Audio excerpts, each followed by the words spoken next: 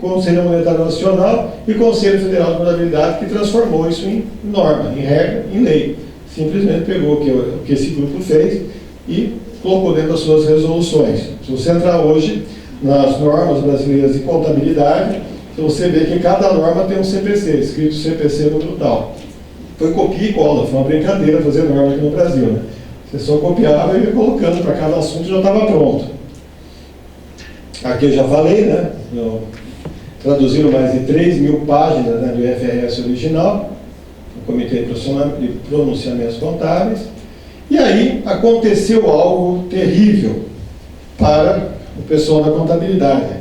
Maravilhoso para o Brasil, mas terrível para o usuário também. O quê? O Brasil foi um dos únicos países do mundo que fez a adoção da norma internacional através de lei.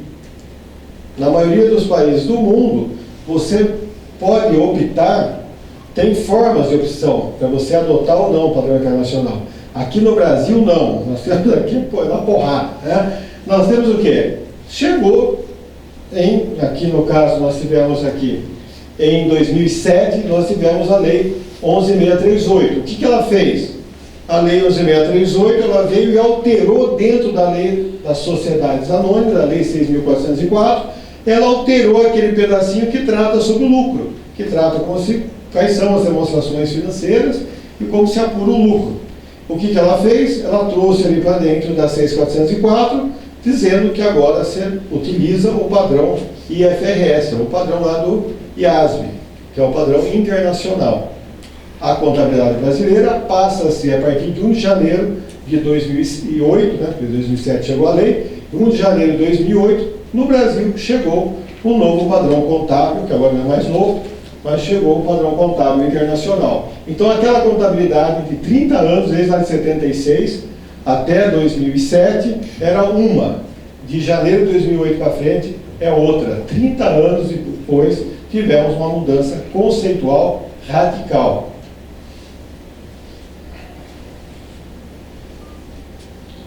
Bom, aqui só comentários que 8 anos estava brigando para passar essa lei, que trouxesse esse padrão para o Brasil e que as instituições financeiras foram as que mais brigaram por isso, porque dentro dessa lei tinha um cavalo de Troia dentro. Eu vou citar daqui a pouco. Aqui, ó. Poucos países do mundo implantaram o IFRS através de imposição de lei. Você é brasileiro, brasileira, fique feliz. Aqui é tudo assim. Aqui, a origem da Lei 11.638, a Lei 11.638 publicada em 28 de dezembro de 2007, que depois foi pegar de surpresa, né? Você já tinha passado até o Natal, né? Você já estava doidão no ano novo, não queria nem saber, férias coletivas. Aí no dia 1 de janeiro, mas já chegou, agora mudou o padrão contábil, e daí? Né? Que nem lá em Cuba, joga os cocos e sai boiando, mas a gente chega do outro lado. Infelizmente, enquanto a maioria dos países da Europa ou do mundo deu-se uma média de 4 anos para se fazer a adoção, no Brasil se discutiu em prazo. Isso não foi, né, nenhum órgão contábil que pôde decidir, foi o próprio governo. Terrível, isso foi terrível e está sendo terrível até agora. Então nós tivemos aqui, permitir a convergência das normas contábeis, já falei, né, o Brasil passou o padrão IFRS, estabelecer que as normas contábeis serem ditadas pela CVM devem seguir as normas contábeis internacionais, quer dizer, a Bolsa de Valores no Brasil, os balanços, a própria CVM teria que ser por esse padrão internacional também. Tivemos aqui, segregar, isso daqui foi um tiro no pé, porque isso aqui detonou a cabeça de muita gente. Segregar a escrituração mercantil e fiscal, né, que veio aqui a Lei 11.941, que instituiu isso daqui, da escrituração contábil. Onde você fazia o balanço, você falava em lucro real, mas o mesmo balanço que você fazia servia para o lucro real. Então, você pensava que balanço era pagar imposto. Ninguém entendia que balanço, eu preciso amanhã, quero vender minha empresa, quero valorizar minha empresa. Então monta um gerencial. Você falava isso, vamos fazer um gerencial porque isso aqui é para o governo. Agora não. A contabilidade é o gerencial. O do governo, nós vamos ver daqui a pouco também.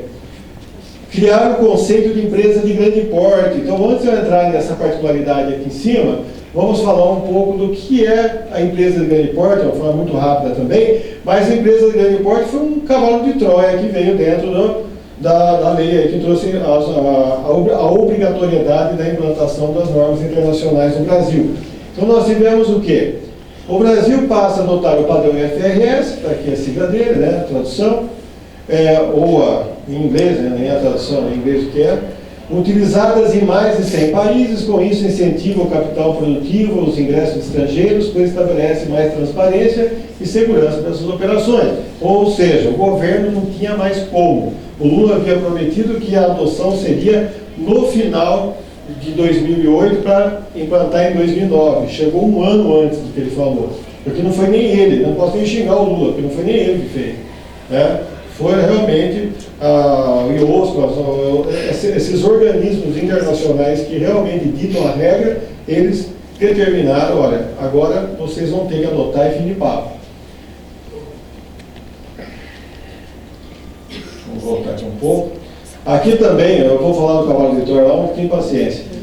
Só para deixar claro, que vocês vão ouvir muito essa sigla, né? GAP.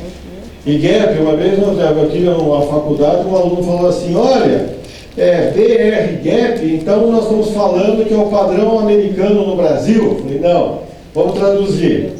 GAP, né, que é a tradução de GAP, princípios contábeis geralmente aceitos. Hoje, no Brasil, o princípio contábil geralmente aceito. No Brasil, se for BR GAP será os princípios contábeis geralmente aceitos, adotados e utilizados no Brasil. Isso é igual ao padrão IFRS, a contabilidade internacional.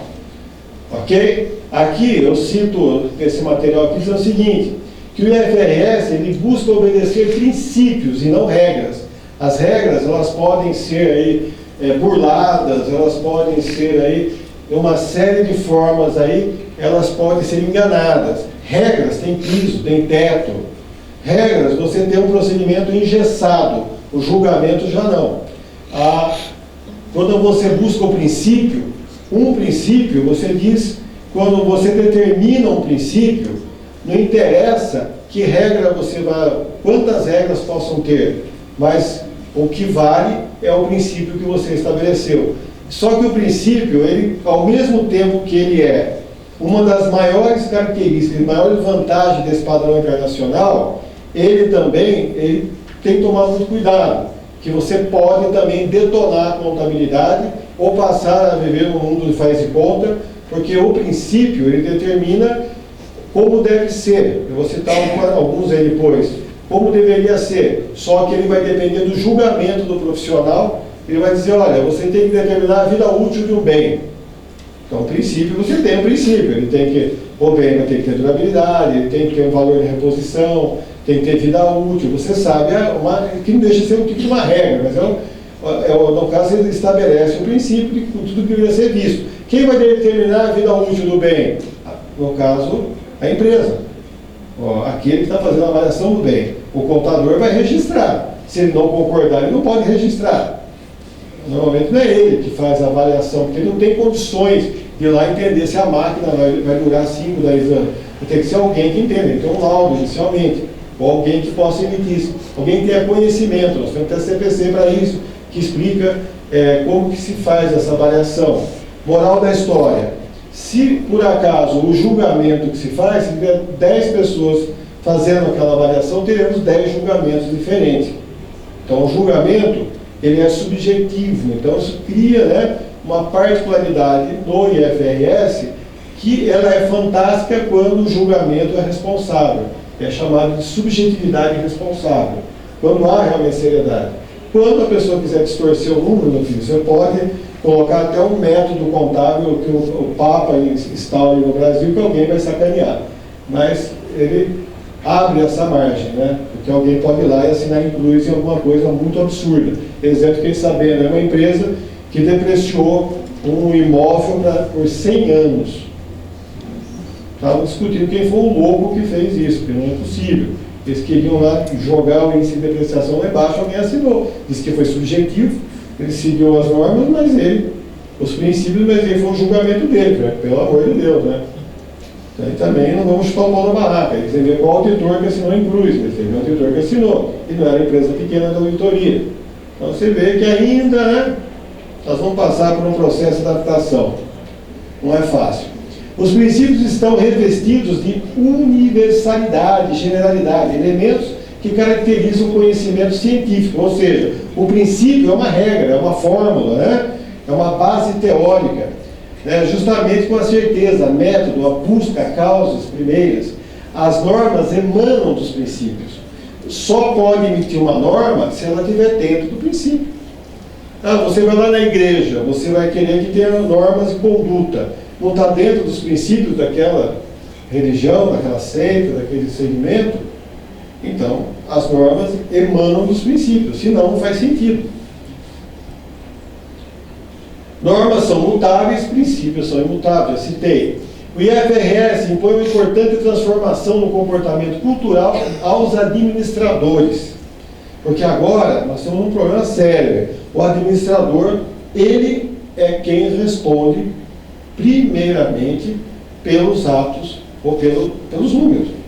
Ele vai ser o responsável praticamente, porque o contador ele responde solidariamente, vamos falar depois, pelo balanço, porque ele observa o fato, qualquer fato ou ato que traga um reflexo que altere o patrimônio tem que ser registrado. Ele faz esse trabalho. Agora, se não foi registrado corretamente, fala, não, mas o administrador que me entregou.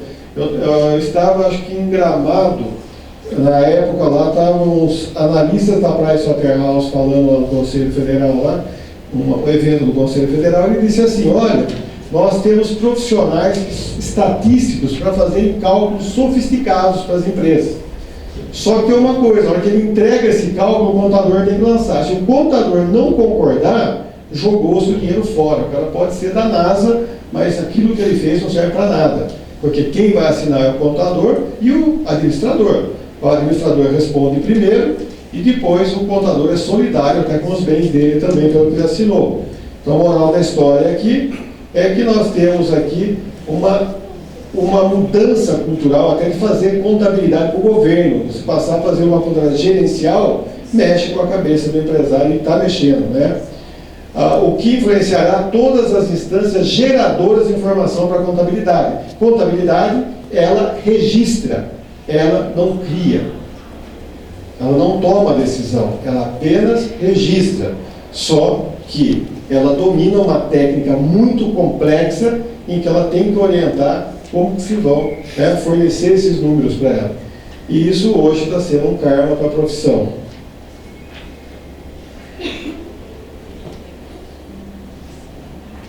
Surgiu a necessidade do profissional da área contábil mais qualificado. Isso está sendo um karma também. Prevalece a essência sobre a forma. É importante zelar para que a forma reflita a essência. Essência sobre a forma é uma palavra até bonita, mas é simples.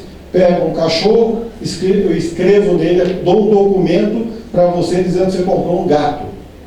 Aí você vai na contabilidade e lança, eu comprei um gato. Por quê? Você me deu um documento que está escrito gato. Então, espera aí, qual é a essência?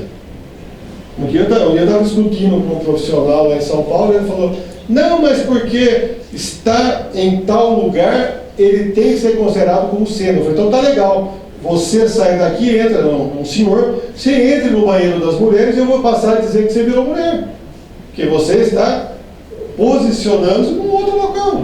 Ela só pode entrar mulher, você entrou, você virou mulher. A sua essência, você não está levando em consideração a sua essência. Então, essa discussão hoje, ela é antiga, porque realmente a forma que é o documento deveria refletir a essência. Por que eu peguei o cachorro e escrevi gato no documento? Alguém comeu bola, alguém teve má fé. O que eu questiono muito em auditoria é comum acontecer fatos em que o que está ocorrendo lá é uma coisa, o que a documentação reflete ou ainda não refletiu é outra. Então você vai ter que esquecer o documento, é óbvio que respaldado por uma série de cuidados, e vai reconhecer o número como deveria ser. E depois vai ter que buscar que o documento fique de forma correta.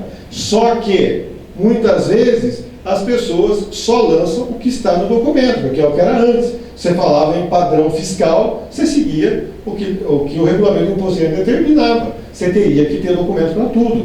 Hoje não muda o fato que você tem que ter o documento. Só que aí eu entro em várias situações. A mais comum aí que se fala, quem é contador deve ter visto uma palestra que o pessoal fala do leasing, né? Você vai lá, compra um veículo para a empresa, o veículo vai ficar na empresa, não vai devolver, ele comprou, foi lá, fez um financiamento, só que ele comprou um documento de leasing. O contrato está dizendo que parte é o valor do bem e parte é o aluguel. Aí eu vou na contabilidade e lanço parte do bem, o veículo vale 60 mil, ele entra na contabilidade por 15 mil. Porque o bem só vale 15, o restante, né, os 45 mil, é despesa. Pô, é vantagem, eu vou pagar despesa diminui o lucro pelos impostos de renda. Que legal, mas eu não estou discutindo com vocês imposto de renda, estou discutindo um balanço gerencial. Eu fui lá e fiz um financiamento de um veículo que vale 60 mil, por que o meu imobilizado não tem o veículo por 60 mil? A essência sobrepõe a forma. O documento diz uma coisa, a essência diz outra. Hoje diz o seguinte: comprou o veículo por leasing, ele vai para o ativo imobilizado, óbvio, né? Aquele contrato que você fica com o bem no final, ele vai ser lançado no ativo imobilizado e o contrato fica em financiamento. É um financiamento. Né? Então, o que tem que se tomar cuidado hoje, que nós vamos falar no final sobre os erros mais comuns, esse tem sido um deles, é querer burlar o método. Então, não adianta, se é gerencial, você está enganando a si mesmo ou está querendo enganar alguém, né? Bom, quem está obrigado a adequar-se a esse novo padrão contábil? Mas fala, pô, Donizete, eu não estou entendendo o que você está dizendo. Você falou que todo mundo, então por que você está colocando a tela aí? Quem é obrigado a adequar-se a esse padrão internacional, às novas regras no Brasil? Eu já falei que todo mundo, né? É só que esse todo mundo tem diversos padrões e formas diferentes. Aí vamos agora àquele dito cujo cavalo de Troia que eu falei. Chegou, né, junto com a Lei 11.638, um conceito. No Brasil se tem uma tara para dar essas siglas de EPP, ME, super simples. Então, criou-se, não é tributário, não tem nada a ver com tributo, só é que na Lei 11.638 alterou a 6.404, e lá dentro apareceu o conceito de empresa de grande porte. Empresa de grande porte é aquela que não é de capital aberto, ou seja, não é que tem ações na bolsa, pode ser uma SA de capital fechado ou uma limitada comum. Como você sabe que é de grande porte? Ela tem que ter, deixa eu só aparecer na tela, ou o faturamento superior a 300 milhões ou o total do seu ativo superior a 240 milhões, um ou outro. Se ela estiver acima disso, ela é considerada empresa de grande porte e, consequentemente, aqui eu vou até citar, eu já vou para o final, porque tem algumas telas que eu quero dar mais ênfase depois, e como eu fiz um material muito completo, pode ser que depois fique muito demorado, né? Mas, consequentemente, exige-se que ela tenha um tratamento de empresa como se tivesse ações na Bolsa. Ela tem que ter auditoria por um auditor com registro na CVM e deve adotar o padrão completo do IFRS, aquelas 3.000 folhas, que é adotar um padrão completo, ser auditada pelo auditor com registro na CVM e deveria, em tese, a lei está obrigando a publicar o balanço. Só que como a lei não deixou isso claro, a galera está fugindo. Aí alguém fala, pô, mas o que isso afeta? Afeta porque o Brasil, esse papo furado de transparência é só na mídia, porque na realidade as empresas vêm aqui para esconder realmente a sua operação. Por que se colocou esse cavalo de Troia? Porque o governo, as entidades financeiras, as entidades reguladoras não enxergavam o que essas empresas estavam fazendo no Brasil, e muitas empresas. Enquanto lá fora elas são SAs e são todas, né, obrigadas a serem auditadas e etc. e tal, aqui no Brasil elas são todas limitadas.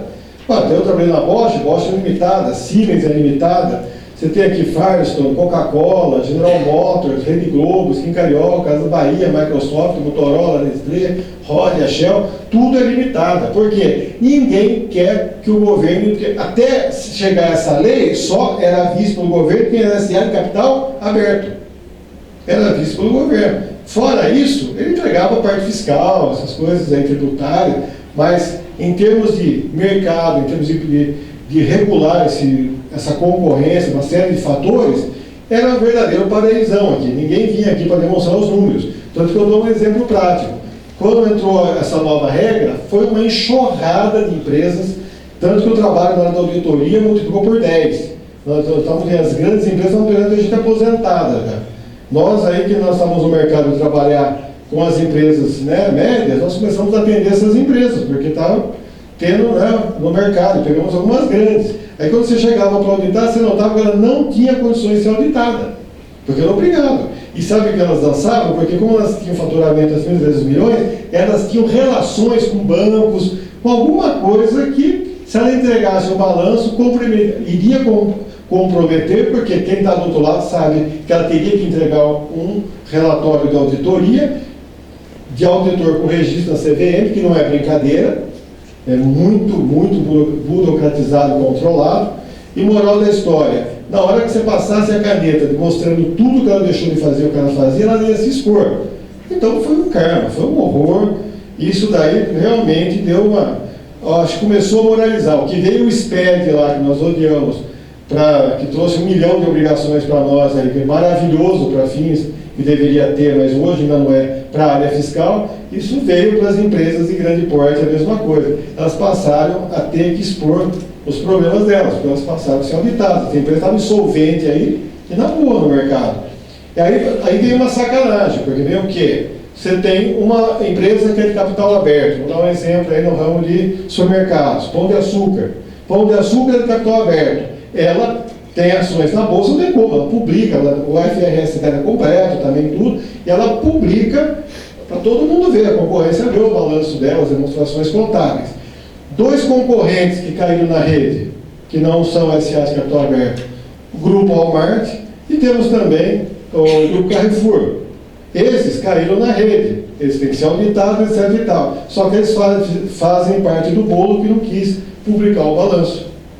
Então, ainda há uma relutância, vamos chegar aí, mas tem que ter um pouco de paciência, porque aqui nada acontece do dia para a noite. Aqui só estou dizendo o que eu já disse, né, que a norma, né, determina, né, sobre a escrituração, elaboração das demonstrações financeiras e a obrigatoriedade de auditoria por auditor com registro na CVM. A Lei 11.638 permite a aplicação das normas contábeis exigidas às companhias abertas para as companhias de capital fechado. Voltando, a IFRS completo seria uma prerrogativa de empresa com ações na Bolsa.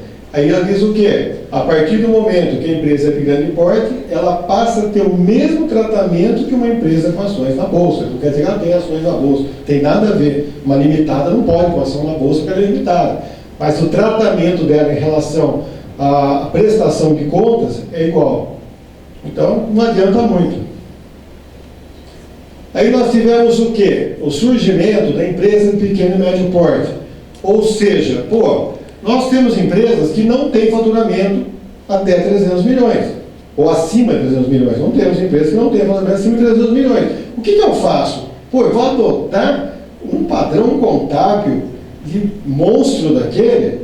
Aí virou uma briga, não é nem objeto da nossa palestra, mas foi um período horrível, né? Porque essa norma aqui, ela só chegou em 2009. 2008 já estava valendo já. E o que ia fazer com uma empresa que não era de grande porte? Nós não tínhamos o que fazer, só tinha um padrão contábil no Brasil. Então ficou uma briga lá, como que ia adotar, muitas empresas não adotaram da forma que deveriam, e ficou. Aí o que aconteceu? Lá no próprio IASB, eles emitiram lá uma norma chamada IFRS, né, da pequena e média empresa. O que era esse IFRS? As empresas não tinham praticamente seguido os CPCs. Eles enxugaram aqueles CPCs em 35 seções, como se fossem capítulos. Editaram, né, um padrão resumido, um padrão mais simplificado, mas, meu filho, a essência é a mesma da outra. Moral da história, nós tivemos aqui no Brasil, também em formato de lei, chegou aqui no Brasil também para que as empresas que não são de grande porte pudessem praticar uma forma mais simplificada de fazer a contabilidade, que é o que vale hoje, né? Que nós temos aqui, no caso, hoje, como norma, a Norma Brasileira de Contabilidade Técnica Geral, NBC TG 1000. Se vocês entrarem nela, ela cita essas 35 seções onde fala sobre a adoção.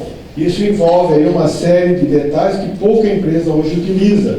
Ela obrigatoriamente deveria ter ocorrido a partir de 1 de janeiro de 2010. O ano de 2010 foi o ano obrigatório da adoção. Quem não adotou deveria ter adotado depois.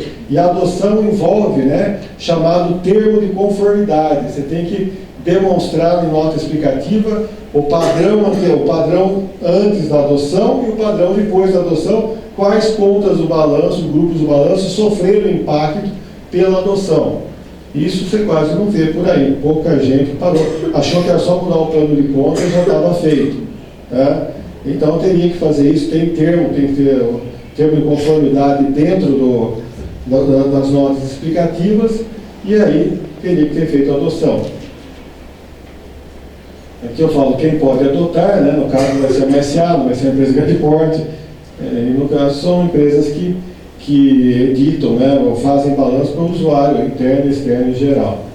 Aqui, o que a empresa de pequeno e médio porte, ela tem boas demonstrações contábeis, no caso o IFRS é simplificado, porém não foge do IFRS normal, completamente independente, elaborado para as PMEs, internacionalmente reconhecido, porque o padrão aqui é o padrão das PMEs lá fora, e mais interessante, as 3.000 folhas se resumiram em 230 folhas. Então, para o pequeno empresário e para o profissional também ficou muito mais simples, embora o mais simples dela não é tão simples. E nós temos aqui o quê? 6 milhões de pequenas e médias empresas que deveriam ter adotado isso daí. Em que cada vez que nós fazemos uma pesquisa no estado de São Paulo, onde fica a maior parte das empresas do Brasil, nós chegamos à conclusão que, olha, a média de 60%, dependendo a região, de 60% a 80%, nem faz o balanço. Muito menos discutir se ele faz o padrão internacional. Pra vocês terem uma ideia. Nós estamos aí prevendo um tsunami aí que vai acontecer, porque a hora que eu estou trabalhando num grupo de fiscalização para preparar fiscais para virem para fazer essa fiscalização. É óbvio que nós estamos tentando ser o menos hipócrita possível, buscando formas alternativas, mas a questão é uma só. Lei é lei, não fomos nós que adotamos, fomos nós que fizemos, A lei tem que ser cumprida. E não adianta querer chorar, porque eu vejo que 5 anos para frente você ainda pode ser pego. E às vezes eu participo lá de julgamentos que até eu fico apavorado, Falo, eu posso estar do outro lado ali amanhã. Então você tem que tomar o maior cuidado mesmo.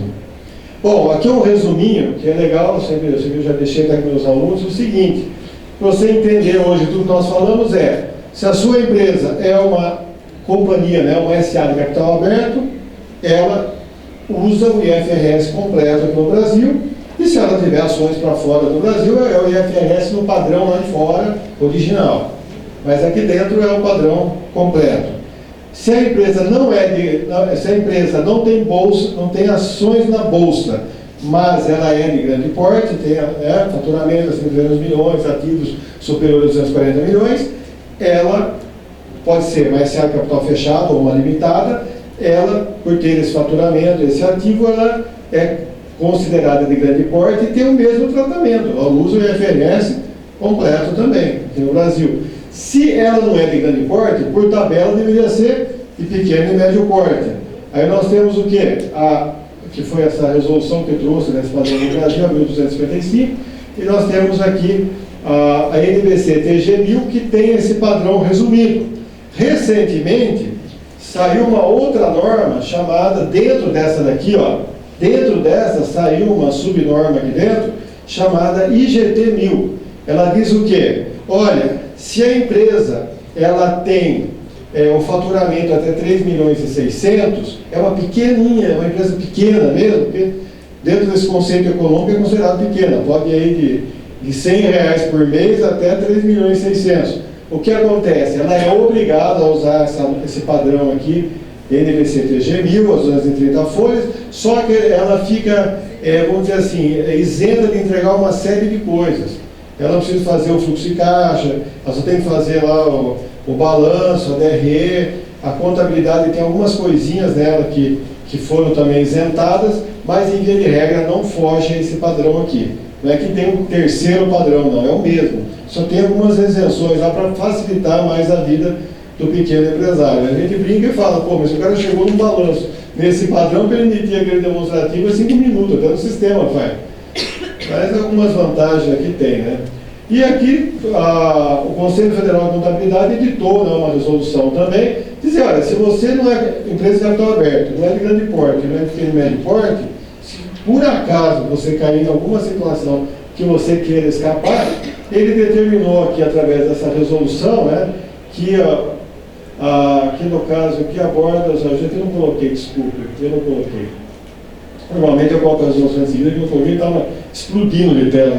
Aqui ele diz o seguinte, que independente da sistemática de tributação, não interessa, toda empresa no Brasil que siga a 6404, ou seja, todas, são obrigadas a adotar o padrão IFRS, e ponto.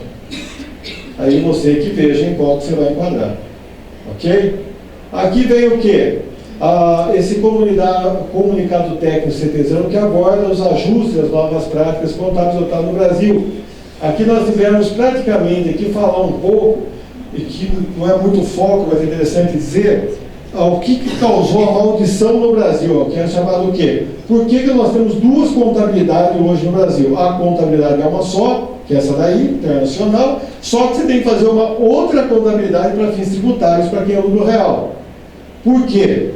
Nós tivemos aqui, em 2008, essa medida provisória que disse assim, olha, fica criado no Brasil um regime tributário de transição, RTT.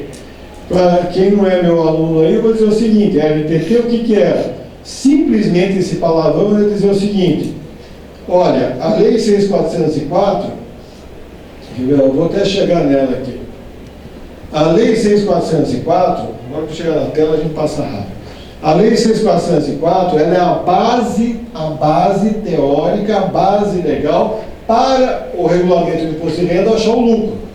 A partir do momento que em 2008 já estava valendo o padrão internacional no Brasil, mudou-se todo o conceito de lucro, moral da história, quem fizesse um balanço pelo novo padrão e falasse, olha, pô meu, tem uma série de detalhes que antes eu não podia, agora eu posso, isso vai fazer meu lucro lá no chinelo. Moral da história, eu não pago mais tanto imposto de renda.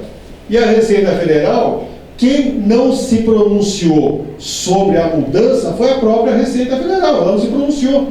Pô, nós estávamos o quê? Vamos voltar aqui, só ficar mais claro. Nós estávamos aqui, praticamente foi o quê? Foi em dezembro de 2008, 1 de janeiro de 2008, entrou a norma. Em dezembro de 2008, ele mandou uma medida provisória, era a lei dizendo, olha, regime tributário de transição quer dizer o seguinte, eu não aceito as mudanças da norma internacional. Para mim, a regra anterior continua valendo para você calcular o imposto de renda. Só que ela não tinha força legal para isso, não tinha uma lei dizendo, ó, tem que ser. Já dissesse uma lei, olha, tem que ser o padrão anterior, ninguém teria a opção de fazer, não estou falando de balanço, mas estou falando de imposto de renda. Ele teria que fazer pela regra antiga para poder pagar, achar um lucro e tributar. Moral da história. Essa medida provisória só se transformou em lei em 2009, que ela se transformou em lei. E em 2009, que está mais para frente, está em detalhes, eu tenho toda a lei bonitinha, vou falar com mais calma, mas eu quero já matar esse assunto. Ela se transformou em lei em 2009. Pela regra, a lei só pode ser aplicada no ano seguinte, primeiro dia, né, do ano seguinte da sua publicação. O governo ficou no ano de 2008 e 2009 sem a lei que diz assim, a palavra RTT quer dizer, não vale o padrão novo, quer dizer isso. O RTT, ele foi instituído em lei em 2009. Em 2009 saiu uma lei que diz, não vale o padrão novo. Só que ele só valia legalmente a partir de 1 de janeiro de 2010. Nós ficamos no ano de 2008 e 2009 livres para poder pagar o imposto de renda pelo padrão novo, porque a Receita Federal não tinha força legal para exigir isso da gente. Aí a Receita Federal foi fantasticamente inteligente. Ela colocou um xizinho na declaração de imposto de renda de 2008 e 2009, chamado opção ao RTT. Porque a Receita Federal ela parte do pressuposto, que nós chamamos de auditoria, chamado índice de IRP. Tirando o pessoal que já estudou, talvez vocês não conheçam. Índice de IRP chama índice de rabo preso. Ela parte do pressuposto que todo mundo tem medo de ser fiscalizado. Ela só fez uma brincadeira, gente, isso aqui é Brasil, é uma piada. Ela diz assim, se você colocar um X na sua declaração de imposto de renda, dizendo, eu vou optar no RTT, é como se eu dissesse, eu vou optar em adotar o padrão antigo e abro mão do meu direito de usar o padrão novo, para fins de imposto de renda. Da minha empresa, se for lucro real. 2009, também, 2009 ficou uma janela, outro xizinho na declaração. Quem colocasse o xizinho, estaria dizendo que abre mão. Mas se alguém não colocasse o xizinho, porque ele fez, ele viu que uma série de vantagens ele tinha, ele ia pagar menos imposto de renda, só foi dito uma palavra, quem não colocar o xizinho e quiser usar o padrão novo nesses 2 anos, ele vai ser fiscalizado dentro de 5 anos. Acabou, gente, o pessoal morria de medo. Até quem tinha a contabilidade limpa, bem feita, não, eu não vou arrumar emprego com a Receita. Isso não é vida, desculpa, mas isso não é vida. Não pode ser desse jeito. Você deveria viver refém de uma situação. Muitos peitaram com razão, porque o fiscalizar não fiscaliza. Tem o direito adquirido, por quê? A lei não era retroativa, a lei valia a partir de 2010. Eles falam, RTT é obrigatório a partir de 2010. RTT quer dizer, é obrigatório utilizar o padrão antigo a partir de 2010. 2008 e 2009 foi opcional, porque senão você seria fiscalizado. Ok? Aí nasceu o maior problema nosso, nós vamos ver depois, que é o quê? Passamos a ter que fazer uma coisa, a partir do momento que passou a valer o RTT, ou seja, não vale o padrão internacional para fins de cálculo de imposto de renda, passamos a ter que manter o padrão antigo de contabilidade para fazer tributo, pagar imposto de renda, e o padrão novo, porque não existe outro. Se você emitir livro diário e tudo mais, tem que ser pelo padrão novo, senão nós vamos ver as consequências daqui a pouco. Uma pergunta que eu tenho feito, porque é algo que eu tenho ouvido com muita frequência ultimamente. Eu viajo lá de São Paulo, estou lá também como pessoal do Conselho Federal, e diz o quê? Que se a empresa optar em não adotar o IFRS, no caso aqui dos CPCs, ou quem é o NCTG 1000, ele já tem aquela lá, o IFRS com as 35 seções, né? Ou não adotar totalmente e manter o padrão contábil, manter o padrão antigo. Eu falo, não, eu vou fazer a contabilidade, eu vou fazer pelo padrão antigo, eu só mudo a cara lá do meu plano de contas e faço pelas regras antigas. Por quê? Porque eu já faço um balanço só, já vale para a área fiscal. A resposta é o quê? Muita gente está dizendo que não adotou, não teve tempo de adotar, até entendo, no sentido do dia a dia do profissional, porque o profissional, ele se prende tanto à área fiscal que não consegue nem fazer contabilidade. Só que, a hora que a bomba estourar, ele vai junto. Então, é uma questão hoje, o maior problema é não ter conscientizado o empresário, né? Porque ele é o principal agente aí. Resposta.